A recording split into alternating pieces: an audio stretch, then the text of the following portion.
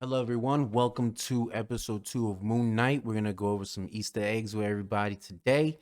And we're going to talk a little bit about what we like and don't like in the show. Leave some likes, comments, subscribes, and see you on the next one. First thing we'd like to point out, Mark actually does reset those traps like we said in the earlier video.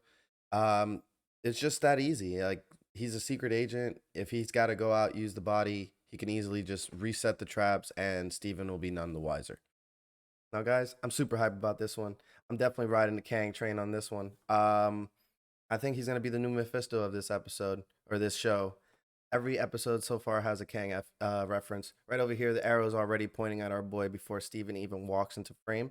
And next thing you know, our boy, the security guard, is like, yo, you're in the fucking way, and moves the arrow so it faces Kang again. Look at this. Right in the middle of both of them. Arrow, Kang, middle, done. Now, this next egg is a twofer. We actually get a brochure that kind of hints towards where the show might be going, and Steven actually getting admitted into a mental ward of some sort. In the comics, they actually do touch on this, and Amut is his therapist, while they actually have jackals as security all around. I'll definitely put up some strips for you guys. Also, the second part of this is that this guy is clearly working for Arthur. He asks if he has anything. He don't give a fuck about a name tag. He was looking for the scarab. And Mark already dumped the scarab, as we find out later, in his locker. In the scene where Steven actually gets to the storage area, the storage unit, there's actually a barcode where the 43 is. And this actually takes you to Werewolf by Night. You get to see a couple of pages or actually buy the comic. But this is kind of a distraction, in my opinion. When you get into the locker room, he actually opens up his passport. His passport has a very important date on it. Now, the date on his passport actually says December 14th, 2018. And it's heavily speculated that Thanos' snap happened in spring of 2018, which means Mark is a survivor. After Steven's run in with Mark and Khonshu, we're introduced to Layla, which we find out is Mark Spector's wife. And we see Steven falling in love with her, but we're shown just how influential Amulet's avatar really is. He has two detectives knocking on Steven's door looking for that scarab. And what, of course, Steven lets him in, thinking about, oh, it's the toilet, when he already knows that beef was squashed. He's not thinking clearly. He needs some homies from the hood. He needs some hood homies. Anyways, he lets them in. They find Mark's passport, and so they take him for a pony ride. Let's see where they take him.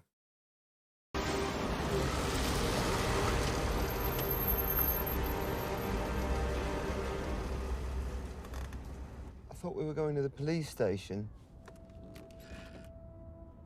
Now, why would you think that?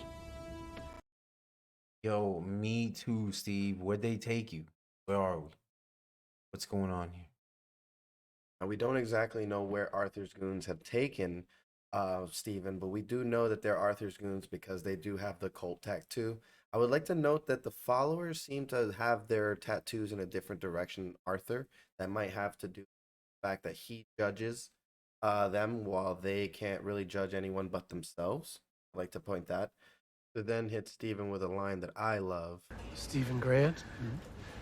Mark Spector. Khonshu?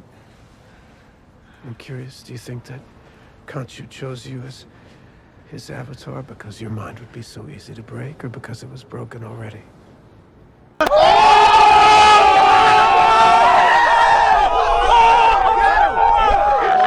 Now, Arthur's still trying to get on Steven's good side, trying to make Steven believe that he's trying to help.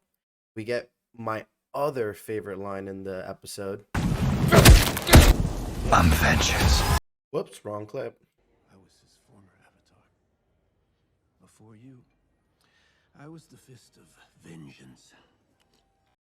I like this nod specifically to Batman, especially because Moon Knight himself is referred to as the Batman of the MCU. Arthur drops quite a bomb on Steven, letting him know that he was actually the Moon Knight before Steven, or Mark, I should say. And he chose to leave Khonshu because he only deals justice after the fact. He left for Amut, who actually is supposedly knowing of somebody doing evil before they even get the choice. He's eliminating the choice of evil, he says. Stephen, rightfully so, does start to question the morals of Arthur's judgment as he asks him if he would judge a baby as the same for a crime he would do sometime in 30 years, meaning that that baby is innocent and can it really know? And Arthur's actually glad to hear this. And this makes me think that reason Arthur chose to serve Amut instead of Khonshu is maybe because Arthur lost something and doesn't like how Moon Knight or Khonshu only deals justice after the fact. He wants somebody that's going to stop things before it happens. Next egg I'd like to take note of is when Arthur is actually dropping a beat to summon the jackal. The portal is actually glowing purple, much reminiscent of the moment in No Way Home when the sky is shattered and opening the portal to the other world. It's purple as well. This could mean this is what realm shattering looks like in the MCU because you actually hear glass shattering as his cane hits the ground, much like the glass you hear in No Way Home. Steven falls out a window and with a quick bonk to the head, Mr. Knight is born. He does kind of stick the landing, but I'd like to note that that maybe symbolizes the fact that he is entry level, just learning about his power, so he does kind of topple over. But I love this suit. Very dapper. I think this is going to be the in costume for this year, maybe some cosplayers and whatnot. Now, in the comics, Mark Spector is actually still Mr. Knight, but it seems like the MCU has taken a different turn, and it's going to be the suit for Steven. I don't know how that's going to play forward with the other personas that maybe Steven gets later on. Another awesome note about these costumes, all of the metals used for the costumes are actually in comic supposed to be all adamantium. And you see later he pulls the crescent off his chest and another one just regenerates. So it kind of seems like he might have unlimited adamantium if that is in fact adamantium. Even actually says a funny little line here. Float like a butterfly, sting like a bee. My name's Steven with a V. I want to say this is a shout out to the fact that Stephen Strange is actually spelled Steven with a PH. Two more things I'd love to note about his costume. He rolls up his sleeves just like he does in the comics when he's ready to kick some ass. And number two, why the fuck couldn't Batman do this for Batman's eyes? I really need them to take a page from this book and put the Batman mask over these kind of contacts. Steven was gloating a little too much with that last punch. Gets his ass kicked towards this bus here. This bus actually has GRC, which was actually referenced in Falcon and the Winter Soldier. But other than that, actually says reuniting you with your better half. In this moment, Mark actually does tell Steven people are going to get hurt if he doesn't transfer control, in which Steven, being the nice guy that he is, does give that control up. Get a great chase scene as Moon Knight goes and gets his parkour on. Get that parkour! Get that parkour! And actually kills and slays this beast that's been chasing him. And he impales it in a way that actually looks like it's being offered to the moon. I love this shot. It looks completely deliberate, right in front of a church. And he just offers this beast to Khonshu. Or at least it looks like it. Unfortunately, in the scuffle, the scarab is lost and actually retrieved by a homeless man, which is encountered by Arthur. Arthur then judges this man without even weighing the scales, which I find interesting because I think if there are no witnesses, he would just harvest the soul in the name of Amut. But since there's usually people around, he does both and kind of weighs somebody good, and then he's able to weigh somebody bad without it looking in a certain way. This might also come into play later because Layla actually witnesses him retrieve the scarab and harvest the soul. So we'll see if she actually is able to tell some of his followers that he's just harvesting souls for no reason.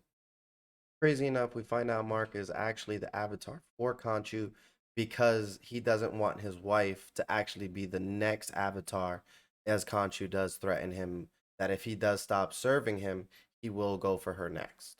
Also in the scene, we get some real solid interaction between Steven and Mark, and you kind of feel bad for Steven. Steven right now is stuck in the glass. He kind of seems like a sad puppy dog trapped in a cage, and I do feel bad for him. I would like to ask a question to the audience. Do you think when Steven is in the glass or Mark is in the glass, is that the mirror dimension? Please leave your answers below. Now, this transition scene into Egypt, I think, is very interesting for a couple reasons. One, because the tatters of Khonshu actually make this drape that's formed over the mirror that Steven's in. He seems trapped. His hand is all bloody, and that seems to be because he's been trying to get out of there. And that's probably why the drape was covering the mirror. This final Easter egg I found actually references episode 1 when the little girl mistakes the Pyramid of Giza for a rubbish bin, as Steven would say. Now, this is funny because she says there's nothing actually in there, but Steven responds, or is there, basically. And we're about to find out next episode, I think. Boom! Just like that, episode 2 broke down. Thank you so much for joining. Like, subscribe, comment. Let us know if we missed anything. Let us know what you feel. Any thoughts? Let us know. Thanks. Peace.